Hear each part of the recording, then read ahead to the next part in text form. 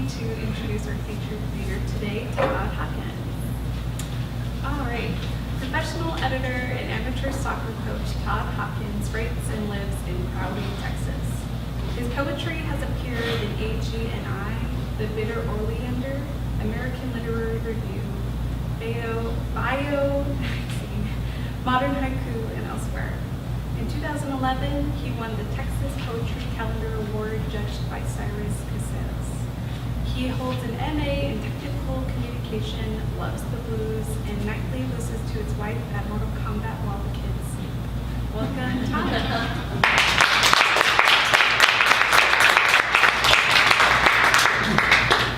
Hey, how y'all doing? I'm gonna set my stopwatch here. I'm gonna read to y'all for an hour if I'm not careful. So I'm gonna keep tabs on myself there. If y'all have not already gotten a postcard from me to commemorate this event, see me afterwards. This is what Judy made for this event, and I'm very, very grateful. Beautiful, beautiful thing. This is cool. This is really awesome. Y'all having fun? All right. I want to thank Malvern. I want to thank Ken, and I want to thank Judy for coming out and helping me celebrate the release of my new chapbook, 10 Counties Away. It is available for purchase here from Malvern over on the counter there. So I'm going to start things off with the very first poem in the chapbook. Seems like a good place to begin. Pecos Bill, like the lesser, maybe Texans.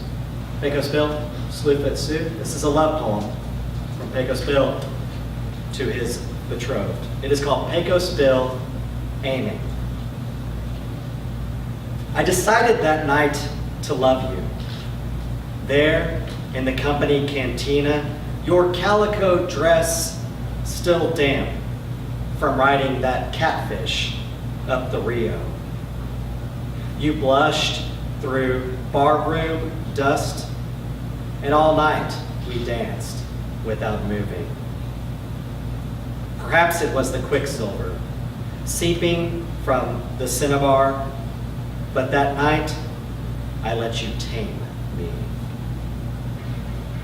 Oh, how we would lie awake under miles of our days, wrapped in our days like blankets, warmed by their softness, buried in our days, unable to sense the sun above.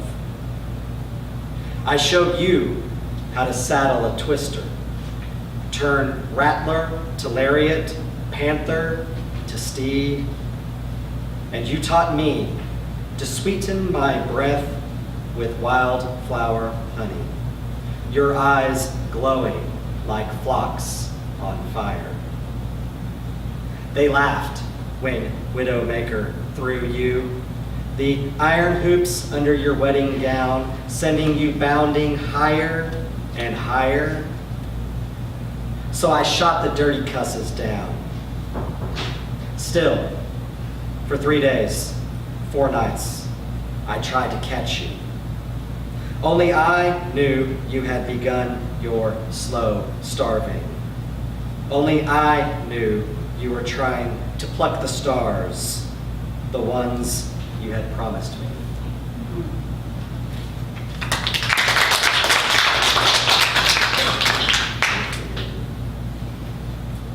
All right, this one is one of my favorites, if I get to have a favorite. And it's called Running Away from Home. Inside the rest stop, Sis spent the change on Cheetos, a lottery ticket, and a map of a place where we were not going. Wasting for want of a 70-song jukebox, she had arranged our departure, consulting only clouds, seen with the silos and feedlots from atop our still pump jack, the one she had insisted we paint bright green, so as to seem like a giant sleeping grasshopper. She then stole the keys to the 82 Fairmont, and we were gone. I boot-heeled the toilet's flush plunger, checked myself in the mirror by the condom dispenser, and remembered what Jose Longoria told me when we were 5. the lies about Spanish cuss words and women's body parts, and how stars were so big that just one could cover the whole back pasture. Outside again, Sis and I searched for the highway, and night fell with the sound of jays screaming as raccoons ate their eggs. How we laughed nervously under sugary stars when, as we burned the on-ramp in fumes of smoke and creosote, I said this night was so much like the one when Dad caught that cottonmouth in the backyard and we didn't sleep good for weeks, squeezed tight in dream coils of snake vengeance.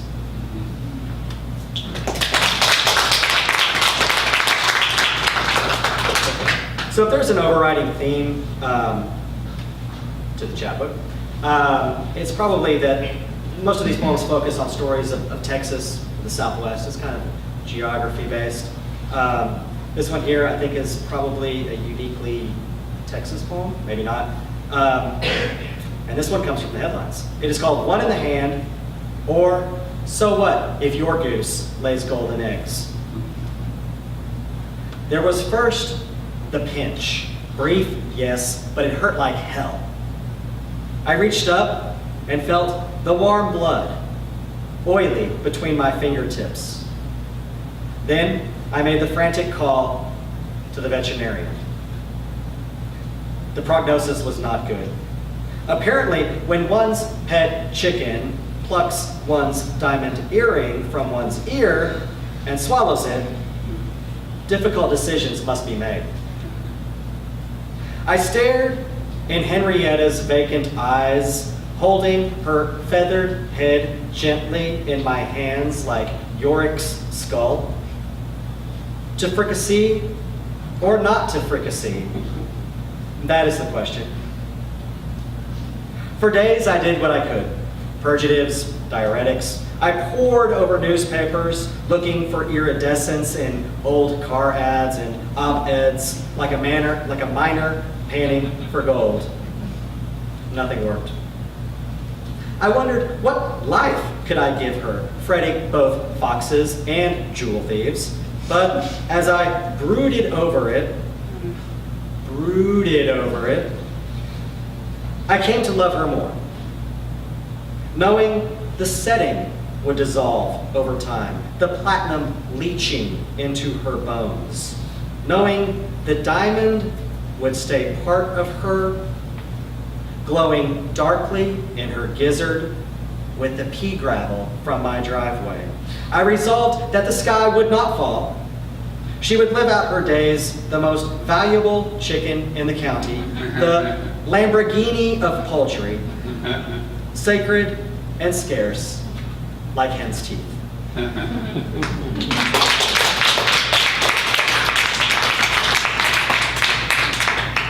Okay, there are several poems in here that I think are best described as historical poems. I will take a historical persona, kind of a little-known figure from history, and write a poem from that person's point of view. And in order to really effectively do that, I provide a pretty brief, dense prose description of who you're about to read about. And this is one of those poems, and this is called Death Smells Like Cinnamon. I'm going to read the little prose part and then launch into the verse. In November 1882, in Total Wreck, Arizona, this is all true. Used to be a town in Arizona called Total Wreck. Isn't that great? Okay, in November 1882, in Total Wreck, Arizona, a disagreement broke out between businessman E.B. Salsig and John Drummond over the sale of a mine.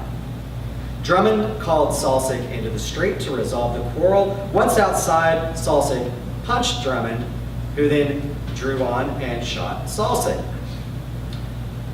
One bullet struck him in the chest, but was stopped by a wallet filled with a thick bundle of love letters that Salsig was carrying, saving his life. And this is his poem. In the carnival tintype, you looked like a promise. The painted background, I memorized the lines, each like a twilight desert path to water. I told you I would keep it forever, and I even thought I might. But that afternoon, imagine, there was the crack, small, really, and then the sun became a candle, slim, wavering, and its center, the bright, fiery kiss of a cigar tip to skin. I believe I lay there a long time. I imagined the scent of death, hot, sweet, woody, like cinnamon. You must think I am mad. Everywhere, here are men buried inside rocks and in the spaces between the grains of sand. The Mexican woodcutters shot last week by Geronimo's men, and the horse thieves we hung and hung and hung again from the windmill derrick until the water went foul. We mine ore from their bones every day. And I know one day my name will be lost among theirs. Yet, at that moment, all I could picture were the words that were gone. Your words lost behind that hole, vanished forever in a great silent ellipsis. Only then did I really want to kill him, to dash him wetly on stones.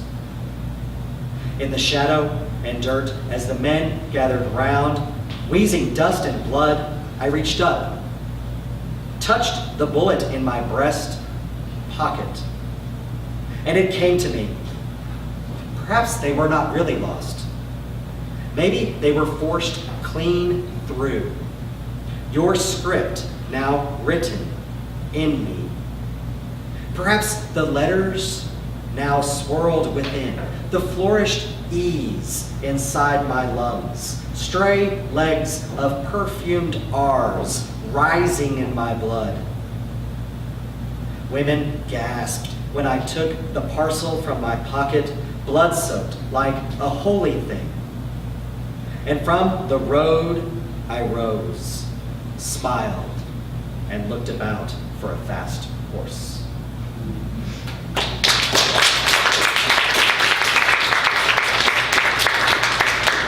Thank y'all. There's a couple of poems in here that are inspired by experiences I had on our family ranch, which is a little bit north of here, Hamilton County, a little north of Land Passes, by the top of the hill country. This is one of those. It's called Prayer for a Calf.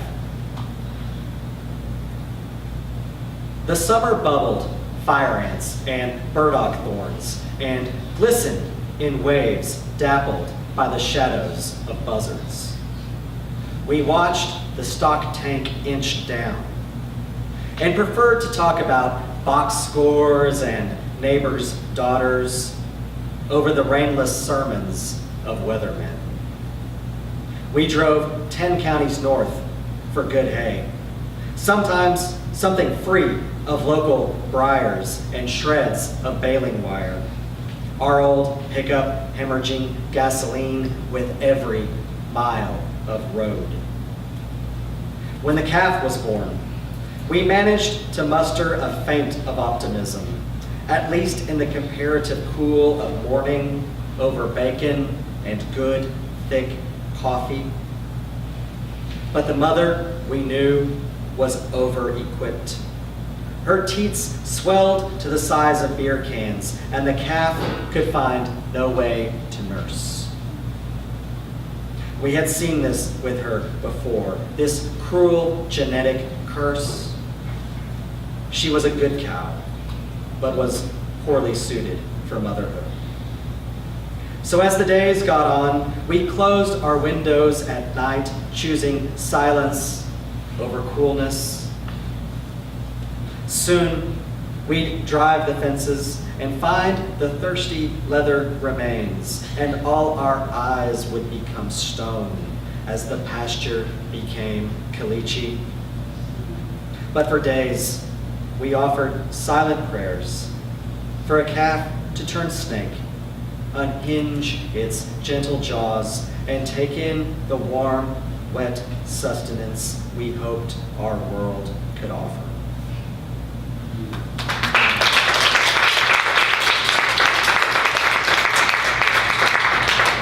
I'm going to break from script here and read one that's not in the chapbook. It's an Ozzy Osbourne poem. It is about Ozzy Osbourne at the Alamo. So people of my generation know the connotations of Ozzy at the Alamo.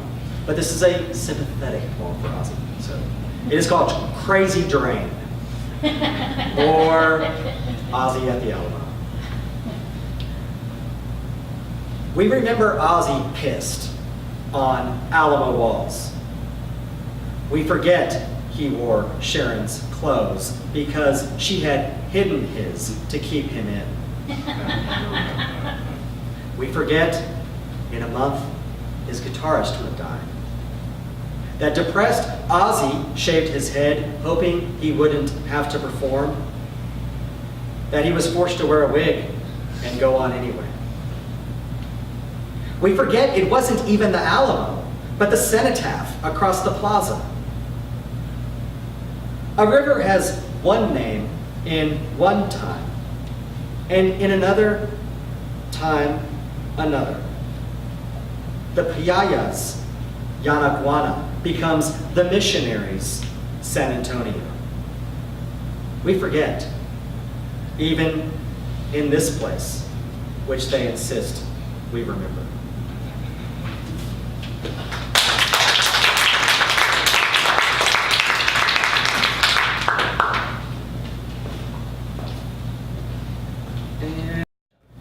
Y'all are getting some special bonus material here. Cento. It's a poem composed from pieces of other poems, right? Okay.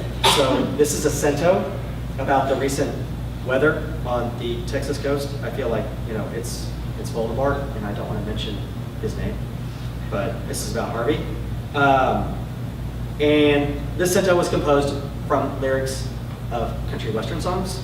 So I figured what could be more Texan than country western lyrics, which is difficult because they're either really hackneyed or just like really blatantly clever.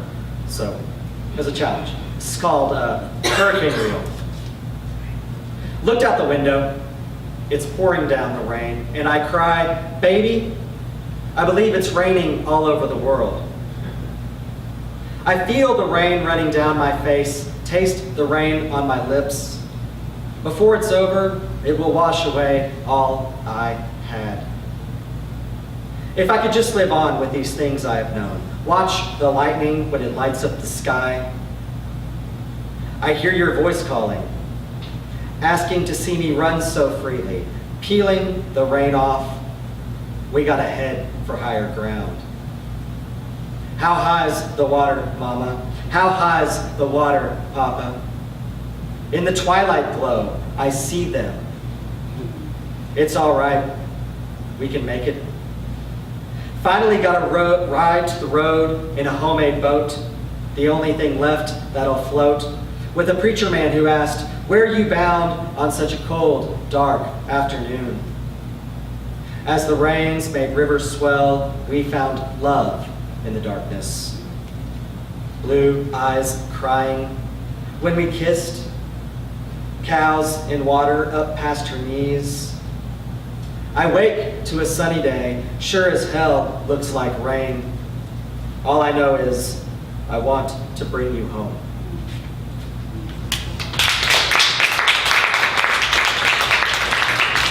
All right, I'm going to try to squeeze in a couple of more here. Okay, this is another historical piece. Rose introduction, and then the poem. This is called For the Correction of History. In 1903, a Shakespeare-quoting drifter named David George committed suicide in Enid, Oklahoma, but not before confessing to being Abraham Lincoln's assassin, John Wilkes Booth. George's body was embalmed and placed on display at the Enid funeral parlor until it could be claimed by the government or his nearest kin. And the mummy became an Enid tourist attraction, and eventually fell into the hands of William Evans, Carnival King of the Southwest, who exhibited the Booth mummy throughout the West for many years as a carnival attraction. This is Bill Evans' story.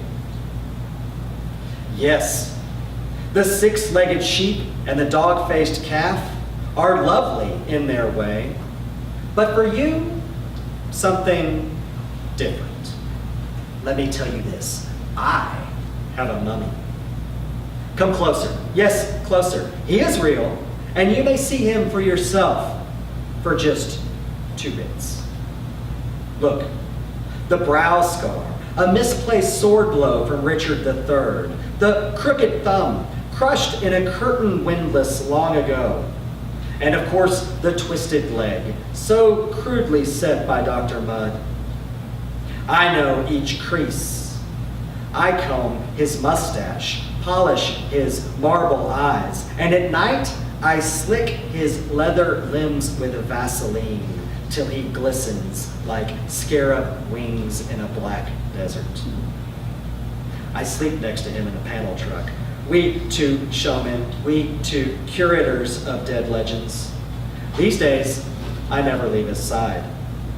For once in San Diego, he was kidnapped, ransomed, and in Salt Lake City, I fled in the dark, the sheriff after me for teaching false history.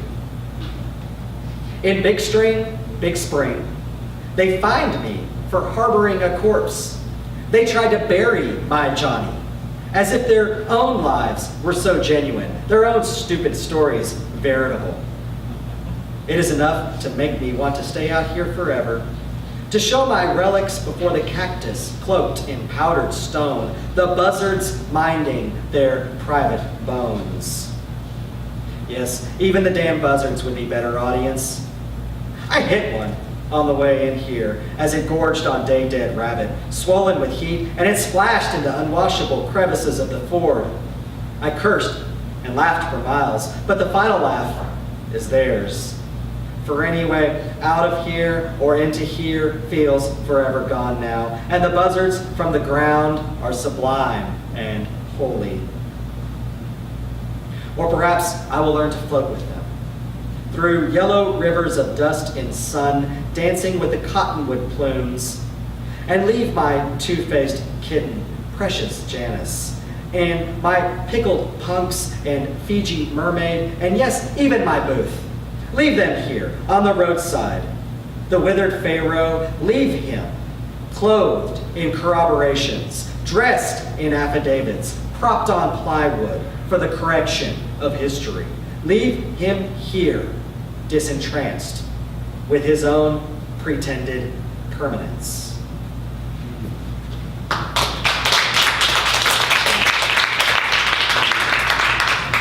One more. This was inspired by an Austin barbershop visit. Barbershops are great places to go to get inspiration for poems. This is called Hill Country Hesperides. It's kind of a sonnet.